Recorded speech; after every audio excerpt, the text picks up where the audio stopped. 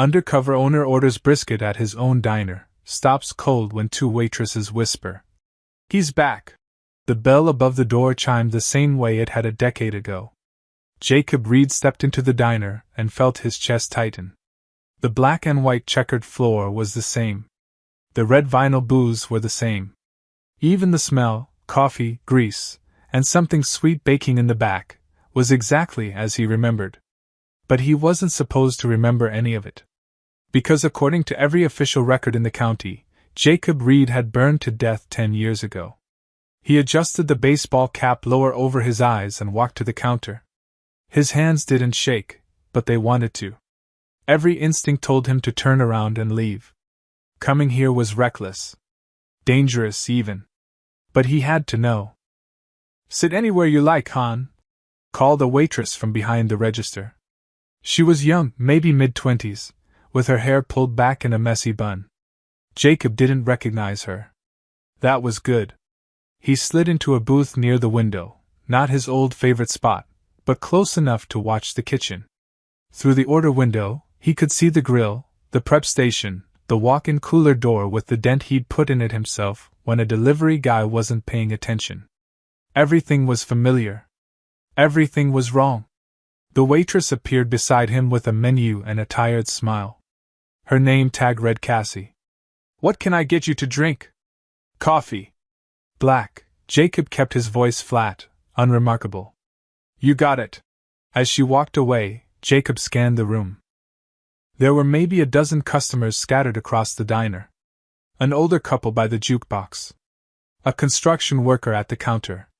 A mother with two kids in a booth, negotiating over French fries. Normal. Quiet. Exactly how he built this place to feel. Except it wasn't his anymore. Cassie returned with the coffee and pulled out a notepad. "Ready to order, or do you need a minute?" "I'll take the brisket plate," Jacob said. "With cornbread and coleslaw." Cassie wrote it down, then paused. Her pen hovered over the paper. She looked at him, really looked at him, for just a second too long. Jacob's pulse quickened. "Any sauce preference?" she asked carefully.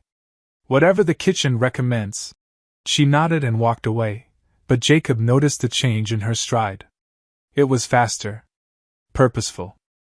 She went straight to the kitchen and leaned through the order window, saying something to the cook. Then she turned and walked toward the back hallway, where the manager's office used to be. Jacob sipped his coffee and watched. 2 minutes later, another waitress emerged from the hallway. This one was older, maybe late 40s, with streaks of gray in her dark hair. Jacob recognized her instantly. Rita. She'd been his head waitress for 3 years before the fire. She'd cried at his funeral.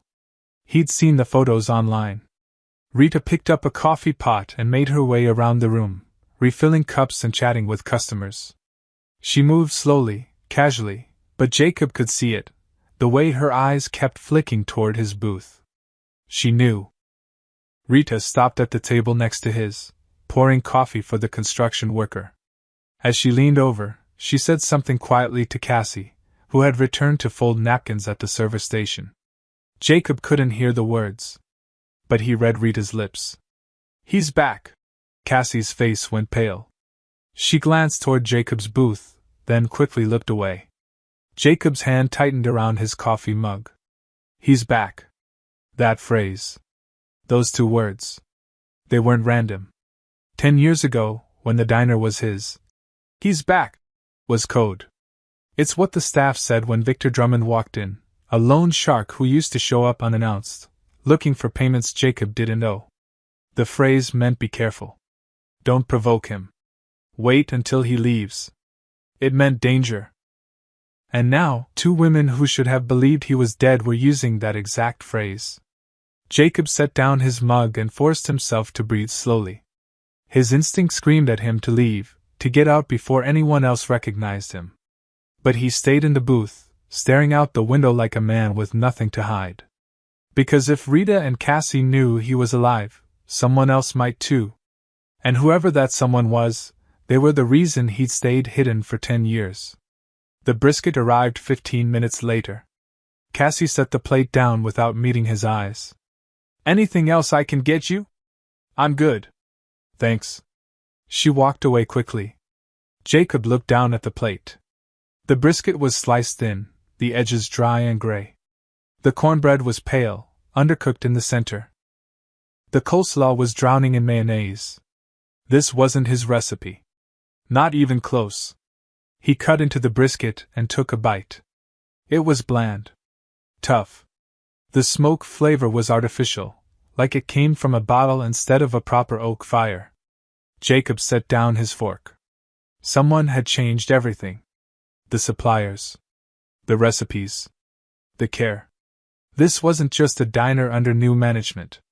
This was a diner being run into the ground. He ate slowly, watching.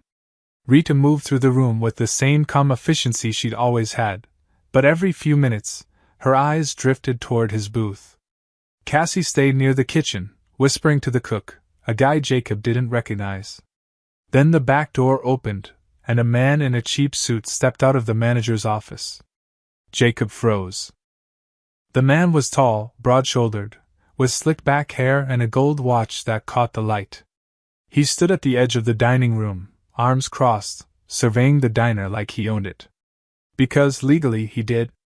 Jacob didn't know his face. But he knew the type. The posture. The arrogance. This was the man who had stolen his life. The man in the suit said something to Rita. She nodded and gestured toward the kitchen. He smirked, then walked back into the office and closed the door. Jacob's jaw tightened. He pulled a 20 from his wallet, left it on the table, and stood. As he walked toward the door, he passed the server station. Cassie was stacking menus. She didn't look up. But as Jacob reached for the door handle, he heard her voice, barely a whisper. Wait. Jacob paused. Cassie still didn't look at him. But she reached under the counter, pulled out a second piece of cornbread wrapped in a napkin, and set it on the edge of the counter. Extra, she said quietly. On the house. Jacob stared at the cornbread. Then he understood. When he'd owned the diner, extra cornbread wasn't a gesture of kindness. It was a signal. It meant I see you. I'm on your side. Jacob picked up the cornbread, nodded once, and walked out the door. Outside, the evening air was cool and heavy. Jacob stood on the sidewalk, the wrapped cornbread still in his hand, and looked back through the diner window. Rita was watching him. So was Cassie. They knew who he was. And if they knew, it was only a matter of time before someone else figured it out. Jacob turned and walked toward his truck, parked 2 blocks away. He'd come here for answers. Now he had more questions than ever. But one thing was clear. He wasn't leaving town. Not yet. Not until he found out what really happened the night he was supposed to die. Jacob sat in his truck across the street from the diner, windows cracked, watching. He should have left. Driven back to the motel, packed his bag, and disappeared the way he'd been doing for 10 years. But something kept him in that seat, staring at the neon sign that flickered the name he'd chosen himself. Reed's Family Diner. Except it wasn't Reed's anymore. The sign still carried his name, but everything inside had been gutted. Through the window, he watched the dinner rush pick up. More customers filed in. The construction worker left. A group of teenagers took over a corner booth. Rita moved between tables with practiced efficiency, but Jacob could see the exhaustion in her movements. The man in the cheap suit, the manager, emerged from the office again. This time he walked to the register, counted bills, and stuffed a stack into his jacket pocket. Not into the register. Into his pocket. Jacob's hands tightened on the steering wheel. At 8:30, the crowd thinned. The teenagers left. The older couple paid and shuffled out. By 9, only 2 tables remained occupied. Jacob checked his watch. The diner used to close at 10 on weeknights. He wondered if that had changed too. At 9:15, Cassie stepped outside with a trash bag. She walked to the dumpster in the alley, tossed it in, then paused. She looked around, casual, like she was just getting fresh air, but Jacob saw her eyes scan the street. She was looking for him. Jacob stayed still, half hidden in shadow. Cassie waited another moment, then went back inside. He climbed out of the truck and crossed the street, moving quietly. The diner's side window gave him a clear view of the kitchen. He crouched low near the brick wall and watched. The cook was scraping down the grill with lazy, careless strokes. Grease pulled in the corners. The cutting board was stained dark, probably hadn't been properly sanitized in weeks. On the prep counter, Jacob spotted plastic containers with peeling labels. Cisco. U.S. Foods. Generic suppliers. He felt his stomach twist. When he'd run this place, everything was local. The brisket came from Hammond's Ranch, 20 miles south. The vegetables came from the farmer's market every Saturday. The cornbread mix was his grandmother's recipe, made from scratch every morning. Now it was all prepackaged. Cheap. Soulless. The manager walked into the kitchen, barking something at the cook. The cook nodded without looking up. The manager grabbed a clipboard off the wall, scanned it, then ripped off the top sheet and crumpled it. He tossed it toward the trash can. Missed. Left it on the floor. Jacob exhaled slowly, forcing down the anger rising in his chest. Inside, Rita appeared in the kitchen doorway. She said something to the manager. He waved her off dismissively and walked back toward the office. Rita stood there for a moment, staring after him, her expression unreadable. Then she turned toward the prep station and started wrapping leftover food. But instead of storing it in the cooler, she packed it into a small paper bag. She glanced toward the office, then slipped out the back door. Jacob moved quickly, staying low as he circled toward the alley. Rita was standing beside the dumpster, holding the bag. She looked around once, then set it on the ground near the fence. Jacob stepped into the light. Rita gasped and stumbled backward, clutching her chest. "Jesus! It's me!" Jacob said quietly. Rita stared at him, her face pale. For a long moment she didn't speak. Then her eyes filled with tears. "Jacob?" Her voice cracked. He nodded. Rita's hand flew to her mouth. "Oh my God! Oh my God! Everyone thought you were." "I know. But the fire. The body. Your wife identified. I know what they said." Jacob's voice was firm but not unkind. "I can't explain everything right now. But I need to know what's happening here. Who is that man?" Rhea wiped her eyes, composing herself. "His name is Dennis Colt. He bought the diner about 6 months after the fire. Said he got it in an estate auction." "Auction?" Jacob's jaw clenched. This place was paid off. There shouldn't have been any auction. "I don't know the details. I just know he showed up with paperwork, and suddenly he owned everything." Rita crossed her arms, shivering despite the warm night. "At first, it was okay. He kept most of the staff. But then he started cutting corners. Cheaper suppliers. Smaller portions. He pockets half the cash every night. And nobody's reported him?" Rita looked away. 2 people tried. One got fired. The other. She hesitated. He had an accident. Fell down some stairs at his apartment. Broke his arm. Jacob felt ice slide down his spine. "You think Colt was involved?" "I think people who ask questions end up regretting it." Jacob stared at the diner, his mind racing. This wasn't just theft. It was extortion. Intimidation. "Rita," he said slowly, "the night of the fire. Do you remember anything unusual? Anyone hanging around who shouldn't have been?" Rita frowned, thinking. "There were some men. Contractors, I think. They came by earlier that week, talking to you about the building. You seemed tense after they left." Jacob remembered. 3 men in dark coats, offering to buy him out for half what the property was worth. When he refused, they'd smiled and told him to reconsider. 2 days later, the factory next door went up in flames. And Jacob Reed officially died. "Why did you come back?" Rita whispered. Jacob met her eyes. "Because I'm tired of being dead." Rita nodded slowly. Then she bent down, picked up the paper bag, and handed it to him. "Leftover brisket. The real recipe? I make a small batch every week with my own money, just to remember. Jacob took the bag, his throat tight. Thank you. Be careful, Rita said. If Colt finds out you're alive. He won't. Not yet. Rita glanced back at the diner. Cassie knows too. She won't say anything. But Jacob, if you're planning something, do it fast. This place is dying. Jacob looked at the building, his building, and felt something harden inside him. Then I guess it's time to bring it back to life. Jacob locked the motel room door behind him and spread everything across the bed. 10 years of hiding had taught him to travel light. But there were some things he couldn't leave behind. Things he'd kept in a fireproof lockbox, buried in 3 different storage units across 2 states, moved every 18 months like clockwork. Now they covered the faded bedspread in neat rows. Insurance documents, medical records, photographs, police reports, and a single burned piece of paper he'd pulled from the wreckage himself before disappearing.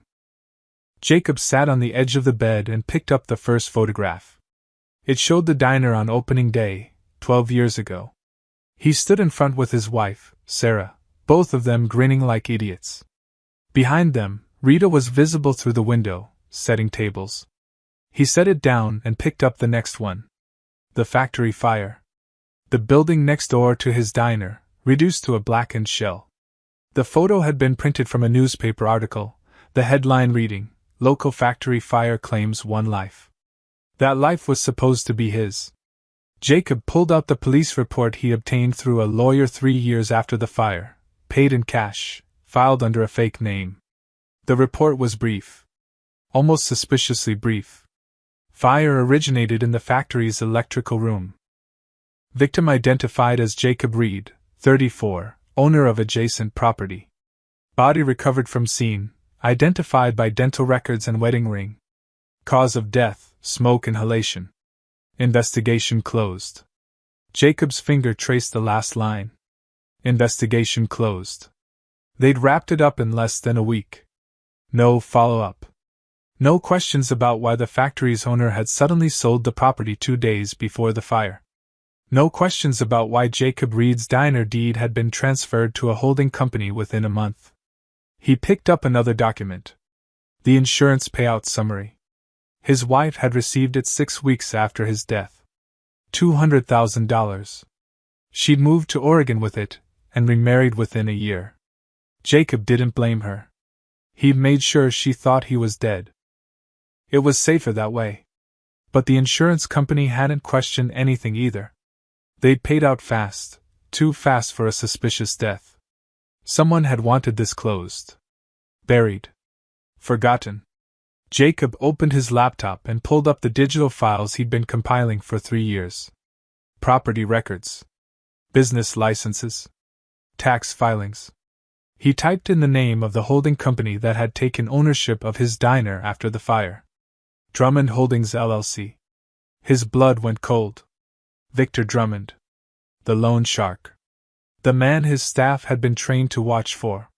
The man who'd been pressuring Jacob for months before the fire, insisting he sell the diner and the land beneath it. Jacob had refused. The diner was profitable.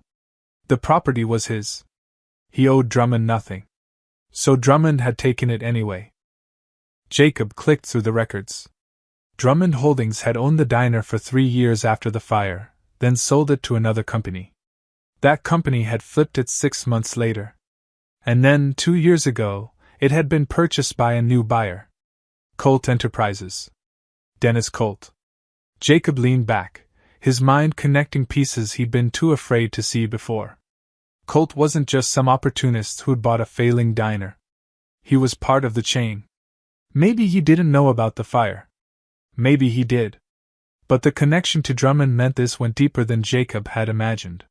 He pulled out the final document, the one he'd risked everything to retrieve the night of the fire. It was a contract. Half burned, the edges charred black, but the signatures still visible.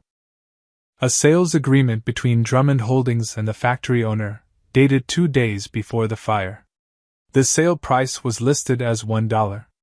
$1 for a working factory on prime commercial land, It wasn't a sale. It was a transfer. A setup. And clipped to the back of the contract was something else, a handwritten note on Drummond Holdings' letterhead. Reed refuses to sell. Move to Plan B. Ensure no complications. Jacob's hands trembled as he held the note. Ensure no complications. They'd burned the factory knowing he was working late next door. They'd planted a body, probably some homeless man no one would miss, and made sure the scene was chaotic enough that a quick dental match would close the case. They'd killed someone and pinned Jacob's name to the corpse. And when Jacob had crawled out of the smoke and realized what was happening, he'd understood, if he came forward, he was a loose end. And loose ends didn't survive Victor Drummond. So he'd run. Jacob stood and walked to the window. Across the street, a gas station sign flickered in the darkness. A truck rumbled past. For 10 years, he told himself he was being smart. Staying hidden. Staying alive. But he hadn't been living. He'd been a ghost. And now he had proof. Not just of the fire, but of the fraud that followed. The forged deeds. The rushed investigation. The transfers between shell companies. He pulled out his phone and opened the photos he'd taken earlier tonight through the diner window. Dennis cold pocketing cash. The health code violations. The rotting infrastructure. If Colt was connected to Drummond, he was sloppy about it. Arrogant. He thought no one was watching. But Jacob was watching now. He gathered the documents, locked them back in the lockbox, and slid it under the bed. Then he sat down and opened a notebook, writing down names, dates, and connections. He wasn't going to run this time. He was going to take back everything they'd stolen. And he was going to make sure the men who'd tried to kill him knew exactly who had destroyed them. The sun was barely up when Jacob pulled into the gravel lot of Hammond's Meat Supply. The building looked the same, a low, metal-sided warehouse with a faded sign and a loading dock around back. Jacob had been coming here twice a week for 3 years before the fire. Old Man Hammond had supplied the best brisket in the county, always cut thick, always fresh. Jacob killed the engine and sat for a moment, gathering himself. He'd shaved that morning and wore a clean shirt, but he'd kept the baseball cap and sunglasses. The goal was to look forgettable. Just another guy starting a small business. Inside, the warehouse was cold and smelled like raw meat and sawdust. A young guy in a blood-stained apron stood behind the counter, typing something into an old computer. "Help you?" he called without looking up. "Yeah, I'm hoping to talk to someone about wholesale orders. I'm starting a food truck." The kid finally glanced up. "What kind of food?" "Barbecue. Brisket, mostly. You'll want to talk to my dad then. He's in the back." The kid jerked his thumb toward a door marked office. "Just knock." Jacob walked past rows of hanging meat and knocked twice. A gruff voice called, "It's open." He stepped inside. The office was cramped and cluttered, paperwork stacked on every surface. Behind the desk sat a man in his 60s with a thick gray beard and shoulders like a linebacker. He looked up, squinting. "Morning. What can I do for you?" Jacob closed the door behind him. "I'm looking to source brisket for a food truck operation. Friend of mine said you're the best in town." Hammond grunted. "Your friend's got good taste. How much you looking to move?" 40-50 pounds a week to start. Depending on how business goes." Hammond nodded, pulling out a calculator and a price sheet. "I can do that." "You want prime or choice?" "Prime. I'm not cutting corners." Hammond glanced up, a hint of respect in his eyes. "Smart. Too many folks starting out go cheap. Wonder why nobody comes back." He scribbled some numbers. "I can do prime at $6.50 a pound if you commit to a monthly minimum." Jacob pretended to consider it. "That's fair. You deliver, or do I pick up?" "I deliver within 20 miles. Where's your truck gonna be parked?" "Still figuring that out. Probably somewhere near downtown." Jacob paused, then added casually, "Used to be a great diner downtown. Reed's, I think it was called. Heard they had good brisket back in the day." Hammond's expression darkened. He set down his pen. "Reed's. Yeah, I remember. His voice went flat.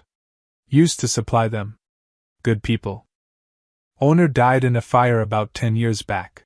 That's rough. What happened to the place? New owner took over.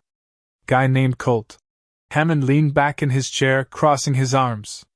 Came in here 6 months after the fire, tried to renegotiate the contract. Wanted half the quality for 2/3 the price. I told him no. He said he'd find someone else. Did he? Oh yeah?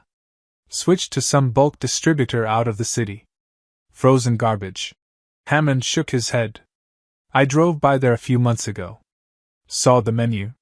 They're still calling it brisket, but I guarantee it's not the same. Jacob kept his voice neutral. Sounds like Colt's running it into the ground. He's running more than that into the ground. Hammond leaned forward, lowering his voice. You seem like a decent guy, so I'll tell you straight, be careful doing business in this town.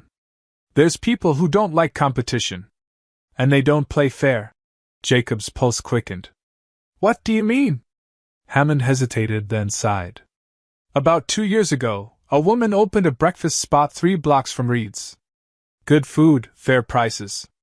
She came to me for bacon and sausage. I set her up, no problem. What happened?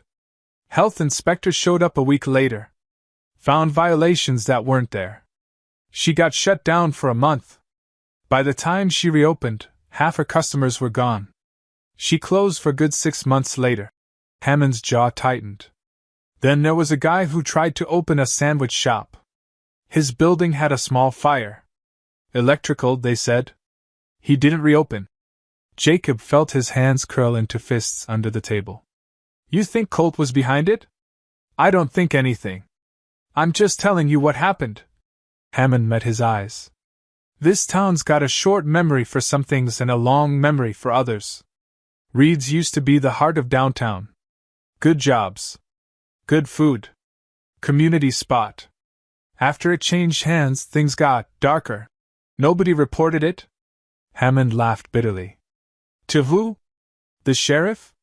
Half the city council? They all eat at Reed's for free. Colt's got friends in the right places. Jacob absorbed that, his mind racing. Corruption ran deeper than he thought. Listen, Hammond said, his tone softening. I don't want to scare you off.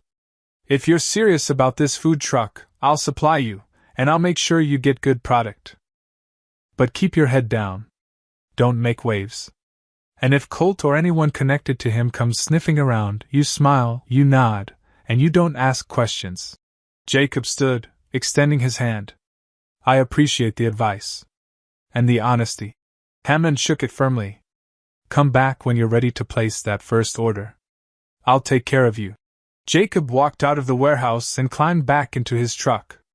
He sat there for a moment, staring at the dashboard. Colt wasn't just stealing from the diner. He was controlling the entire area, squashing competition, bribing officials. And everyone in town knew it. They just didn't have the proof, or the courage, to stop him.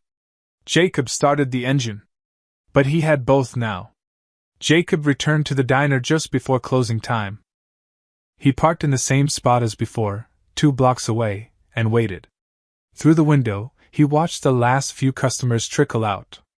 The neon sign flickered off at exactly 10 o'clock. Inside, shadows moved. Rita wiped down tables. Cassie counted the register. The cook emerged from the kitchen, pulling off his apron, and left through the back door without saying goodbye to anyone. At 10:20, the lights in the dining room went dark. Only the kitchen lights remained on. Jacob waited another 10 minutes, then walked around to the alley behind the diner. The back door was propped open with a brick. He could hear the sound of dishes clattering, water running. He stayed in the shadows, watching. Cassie appeared in the doorway, carrying a bag of trash. She walked toward the dumpster, then froze. I know you're there, she said quietly, not turning around. Jacob stepped into the dim light cast by the single bulb above the door. I'm not here to cause trouble. Cassie turned slowly. In the harsh light, she looked younger than she had inside, maybe 24, 25. Her face was exhausted, dark circles under her eyes. You shouldn't have come back, she said. It's not safe. I need to know what's going on here. Why? You got out. You're alive. That's more than. Her voice caught. She looked away, blinking hard. Jacob stepped closer. More than what? Cassie threw the trash bag into the dumpster with more force than necessary. When she turned back, her eyes were wet. More than my uncle did. Jacob went still. Your uncle? Thomas Garner. He worked maintenance here. Fixed the ovens, the fryer, the freezer when it broke. Cassie's voice trembled. 2 years ago, he started asking questions about the invoices. Said the numbers didn't match. Said someone was skimming. Jacob's chest tightened. What happened? Colt fired him. Said he was stealing. Cassie wiped her eyes roughly. A week later, my uncle had an accident. Fell down the stairs at his apartment building. Broke his neck. Jesus. The police ruled it accidental. Said he'd been drinking? But my uncle didn't drink. Not anymore. He'd been sober for 5 years. Cassie's hands shook. I know Colt had something to do with it. I can't prove it, but I know.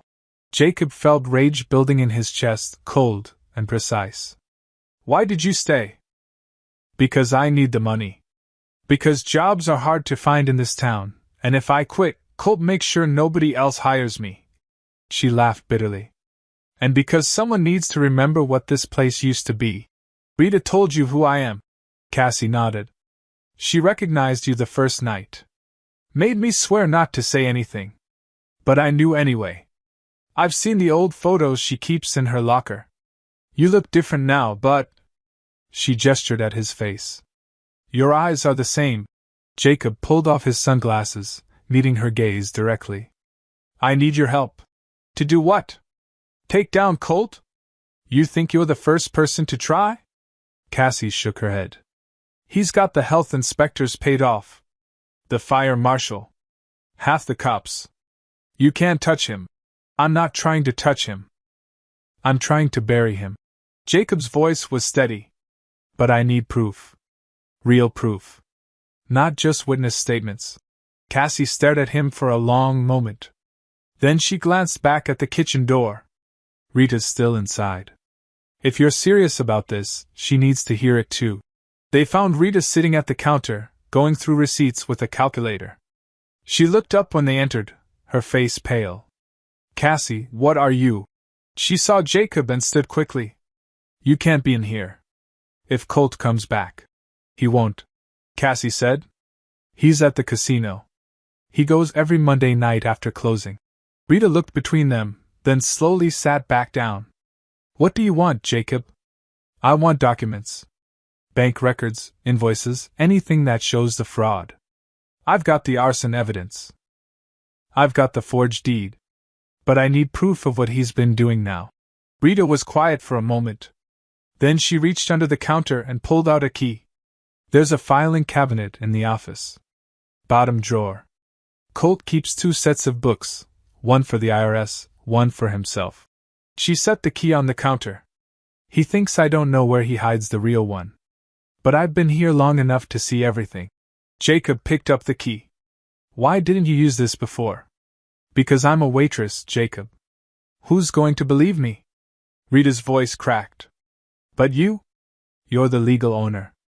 Or you were. If you can prove who you are, maybe this actually means something. Cassie crossed her arms. There's something else. The health inspection. Jacob looked at her. What about it? There's one scheduled for Thursday. Colt knows about it. He's been paying the inspector for 2 years to look the other way. But this time, there's a new guy. Someone from the state office. Rita's eyes widened. How do you know that? I heard Colt on the phone yesterday. He sounded worried. He tried to reschedule, but they wouldn't let him. Jacob felt something click into place. A clean inspector. One Colt can't control. Exactly, Cassie said. If you're going to make a move, that's your window. Thursday at noon. Jacob looked at both women, Rita, who'd been loyal for over a decade, and Cassie, who'd stayed despite losing her uncle. They were exhausted. Scared. But still fighting. If I do this, Jacob said carefully, it's going to get ugly. Colt's going to know someone betrayed him. You'll both be targets. Rita straightened her shoulders. Then we'd better make sure he ends up in handcuffs instead of us. Cassie nodded. I'm in. Whatever you need. Jacob felt something he hadn't felt in 10 years. Hope. All right, he said. Then let's finish this. Jacob walked into the county records office at 9 in the morning, carrying a briefcase and a fake name. The building was old, with tall ceilings and fluorescent lights that hummed too loud. A woman in her 50s sat behind a counter, reading a romance novel with a coffee mug that said "World's Okayest Employee." Help you? She asked without looking up. I need to pull some property records. Deed transfers and tax filings for a commercial property downtown. She set down her book with a sigh. Address? Jacob gave it to her. She typed it into her computer, squinting at the screen. That's Reed's Diner, right? That's the one. She clicked her mouse a few times. Records go back 20 years. What dates are you looking for? Everything from 10 years ago to now. The woman raised an eyebrow. That's a lot of paper. You writing a book or something? Jacob smiled thinly. Research project. She shrugged and stood. Give me 20 minutes. There's coffee in the lobby if you want it. Jacob waited on a wooden bench near the window, watching people come and go. A young couple filed a marriage license. An old man argued quietly with a clerk about a parking ticket. Normal people doing normal things. He wondered what they'd think if they knew a dead man was sitting 10 feet away. The woman returned with a cardboard box. Here you go. Sign here, and don't lose anything. If you need copies, it's 25 cents a page. Jacob signed the sheet with his fake name, and carried the box to a table in the corner. Inside were yellowed folders, neatly organized by date. He started with the fire. The original deed was there, his name clear as day. Jacob Nathaniel Reed. Owner. Paid in full. No liens. No disputes. Then came the transfer document, dated 6 weeks after the fire. Property transferred from the estate of Jacob Reed to Drummond Holdings LLC. Sale price, $150,000. Jacob's jaw clenched. The property alone was worth twice that, and the business was profitable. Someone had sold it for pennies on the dollar. But the signature at the bottom wasn't his wife's. It was a lawyer's.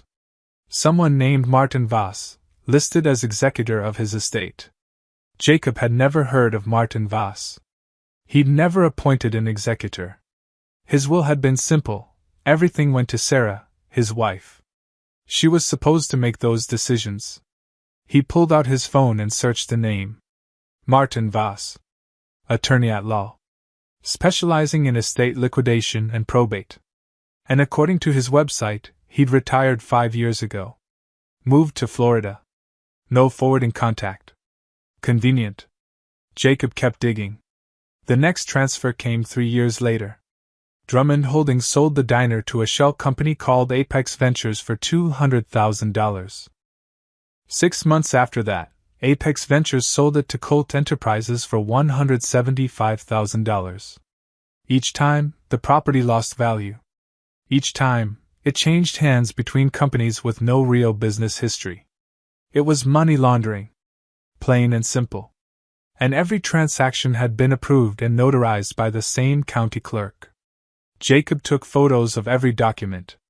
Then he found something else. Tucked at the back of the box was a fire investigation report.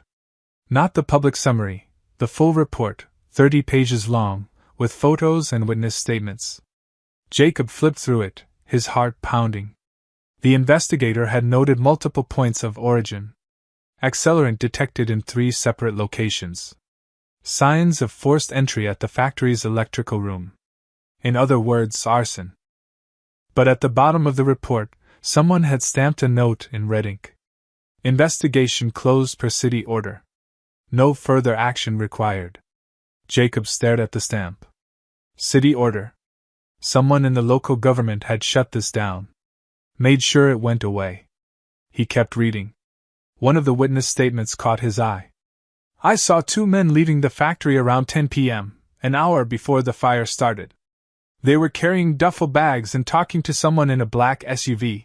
The witness's name was listed as Ronald Kemp, factory night watchman. Jacob searched his phone again. Nothing. No Ronald Kemp in the area. No obituary, no records. Either the man had left town, or he'd been silenced. Jacob took a photo of the report, then carefully returned everything to the box. He carried it back to the counter. The woman barely glanced at him. Find what you needed. More than I expected, Jacob said. As he turned to leave, the woman's voice stopped him. You know that property's cursed, right? Jacob looked back. What? She leaned forward, lowering her voice like she was sharing a secret. Reed's Diner. Everyone knows. The owner died. Then the new guy who bought it ran it into the ground. People who work there don't stay long. And anyone who asks too many questions. She made a vague gesture. Bad luck. You believe in curses? Jacob asked. The woman shrugged. I believe some places carry weight. And that place? It's been heavy for a long time. Jacob nodded slowly. Maybe it's time someone lifted it. He walked out into the bright morning sun, the weight of the documents pressing against his chest through the briefcase. He had everything now. The forged deed. The rushed investigation. The laundered money. The bribed officials. But he needed one more thing. He needed Dennis Colt to incriminate himself in front of witnesses who couldn't be bought. Jacob pulled out his phone and called the State Health Department. Yes, I'd like to confirm an inspection scheduled for Reed's Diner this Thursday at noon. He paused, listening. And I'd like to request the inspector file a full report, regardless of what the owner claims. There've been complaints. The woman on the other end assured him the inspection would proceed as scheduled. Jacob hung up and stared at the county building behind him. Thursday at noon, the trap would spring. And Dennis Colt would have nowhere to run. Thursday arrived cold and clear. Jacob sat in his truck across from the diner, watching the lunch rush build. The parking lot was nearly full, construction workers, office employees, a few families. People who had no idea what was about to happen. At 11:50, a white sedan pulled up. Two people stepped out, a man in his 40s with a clipboard and a younger woman carrying a tablet. Both wore State Health Department badges. Jacob checked his watch. Noon exactly. He climbed out of the truck, pulled the briefcase from the passenger seat, and crossed the street. Inside the diner, the air smelled like grease and burnt coffee. Every table was occupied. Rita moved between customers with her usual efficiency, but Jacob saw the tension in her shoulders. Cassie stood at the register, her hands trembling slightly as she processed payments. The inspector stood near the entrance, scanning the room. The man with the clipboard approached the counter. We're here for the scheduled health inspection. Is the owner available? Cassie's eyes flicked toward Jacob, who stood near the door. She recovered quickly. I'll get the manager. One moment. She disappeared into the back hallway. Jacob found an empty stool at the counter and set his briefcase on the floor. His heart pounded, but his hands were steady. 30 seconds later, Dennis Colt emerged from the office, straightening his tie. He wore the same cheap suit, the same arrogant smile. Good afternoon, folks. Dennis Colt, owner and operator. You must be from the health department. He extended his hand to the male inspector, who shook it briefly. David Morrison, State Inspector. This is my assistant, Jennifer Wells. We'll need access to your kitchen, storage areas, and all food preparation surfaces. Colt's smile tightened. Of course. Everything's in order. We run a clean operation here. That's what we're here to verify, Morrison said flatly. As they headed toward the kitchen, Jacob stood and followed. Colt turned, noticing him for the first time. Excuse me, sir, this is staff only. I think I have a right to be here, Jacob said calmly. Colt frowned. Who the hell are you? Jacob reached into his briefcase and pulled out a single document. The original deed. His name printed at the top in bold letters. I'm Jacob Reed. And this is my diner. The room went silent. Colt stared at the document, his face draining of color. Then he laughed, sharp and disbelieving. That's impossible. Jacob Reed is dead. He died 10 years ago. Did I?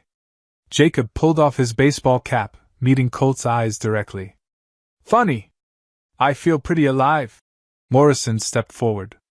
What's going on here? Jacob handed him the deed.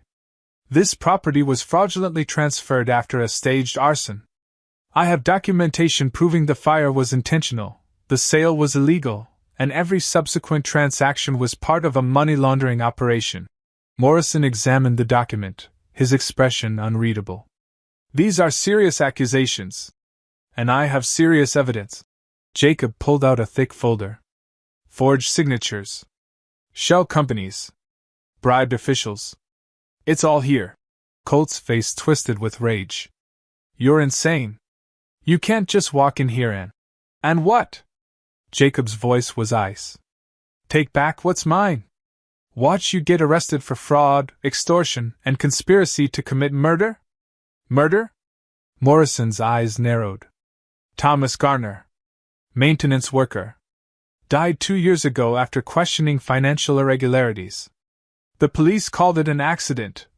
Jacob looked at Cassie, who stood frozen near the register. That was her uncle. And she's not the only one who's been threatened. Colt took a step back, his hand moving toward his pocket. This is ridiculous. I bought this place legally. From Drummond Holdings. Jacob interrupted. A company owned by Victor Drummond, the man who orchestrated the arson that was supposed to kill me. The same man who's been bleeding this town dry for 20 years. At the mention of Drummond's name, Colt's face went pale. Morrison pulled out his phone. I'm calling the county sheriff. Don't bother, a voice said from the door. Everyone turned. An older man in a sheriff's uniform stood in the entrance, hand resting on his belt. Behind him were 2 deputies. Jacob's stomach dropped. If the sheriff was on Drummond's payroll. But the sheriff walked straight to Colt. Dennis Colt, you're under arrest for fraud, embezzlement, and suspected involvement in the death of Thomas Garner. He pulled out handcuffs. You have the right to remain silent. Colt's face went red. You can't do this. I have friends. Your friends are in federal custody, the sheriff said calmly. Victor Drummond was arrested 3 hours ago. So was Martin Voss, the lawyer who forged the estate documents. They've been talking. A lot. Jacob's breath caught. Drummond's arrested? The sheriff glanced at him.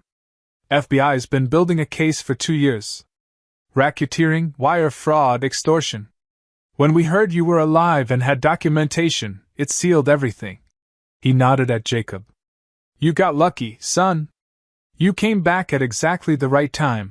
Colt lunged toward the back door, but a deputy caught him, forcing his hands behind his back. The handcuffs clicked shut. This isn't over, Colt shouted as they dragged him toward the exit. You're all dead. You hear me? Dead? The door closed behind them. For a moment, nobody moved. Then the diner erupted. Customers whispered and stared. Rita covered her mouth, tears streaming down her face. Cassie let out a sob and collapsed into a chair. Morrison looked at Jacob. You'll need to come down to the station and make a full statement. I know. Jacob's voice was hoarse. But first. He turned to the customers, many of whom were filming on their phones. My name is Jacob Reed. I built this diner 12 years ago. 10 years ago, men tried to kill me and take it from me. They failed. He looked around the room, at Rita, at Cassie, at the faces of people he didn't know. This place was stolen. But it's coming home now. Slowly, someone started clapping. Then another person. Then another. The applause built until the entire diner was on its feet. Jacob stood there, overwhelmed, as the sound washed over him. He'd been dead for 10 years. But now, finally, he was alive again. 10 days later, Jacob stood in front of the diner at sunrise. The neon sign had been repaired. The windows were clean. The brick facade had been pressure washed, revealing the warm red color he remembered. Above the door, freshly painted letters read, Reed's Family Diner, EST 2013. He barely slept in the past week and a half. Between police statements, legal filings, and meetings with attorneys, every day had been a blur. But the circuit court judge had moved quickly. With Drummond and Colt both in custody, and the evidence overwhelming, the emergency hearing had taken less than 2 hours.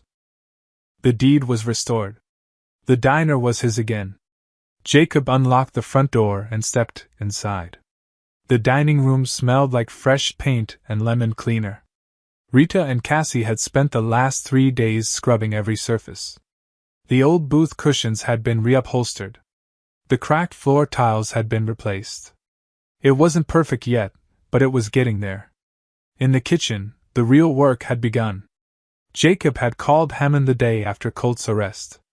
The first delivery of prime brisket had arrived yesterday, 40 pounds of beautiful, marbled meat. Jacob had stayed up until 3 in the morning preparing it, using his grandmother's rub recipe, smoking it low and slow over oak. The smell still lingered in the air. Rich. Honest. Real. The back door opened, and Rita walked in carrying a box of fresh vegetables from the farmer's market. "Morning," she called. "Got everything on your list. The tomatoes look perfect." Jacob smiled. "Thanks, Rita." She set the box on the counter and looked around the kitchen. "It's starting to feel right again." "It is," Jacob agreed. Rita hesitated, then turned to him. "I need to ask you something." "Go ahead." "Why didn't you come back sooner? I mean, I understand why you hid at first. But after a year, 2 years, why didn't you reach out?" Jacob was quiet for a moment. He'd known this question was coming. "Because I was afraid," he said finally. "Not just of Drummond. Of all of this. Of trying to reclaim a life that had moved on without me." He met her eyes. "I convinced myself I was being smart. Staying hidden. But really, I was just a coward." Rita shook her head. "You survived, Jacob. That's not cowardice. Maybe. But I let them win for 10 years. I let this place rot. I let people like Cassie's uncle get hurt." His voice cracked. "I could have stopped it sooner." Rita crossed the kitchen and put a hand on his shoulder. "You're stopping it now. That's what matters." The front door chimed. Cassie entered, wearing a new uniform, a crisp white shirt with Reed's Family Diner embroidered on the pocket. Jacob had ordered them for all the staff. "Morning," she said, setting down her bag. "The new menus just got delivered. Want me to start putting them out?" "Please," Jacob said. Cassie grabbed the stack of menus from the counter. Jacob had spent hours revising them, bringing back every original recipe. The brisket plate. The cornbread. The homemade coleslaw. Nothing frozen. Nothing fake. An hour later, the rest of the staff arrived. Jacob had rehired everyone Colt had fired, 6 people in total, all grateful to have their jobs back. He'd also bumped everyone's pay by $3 an hour and promised health insurance within 6 months. At 10 o'clock, Jacob unlocked the front door and flipped the sign to open.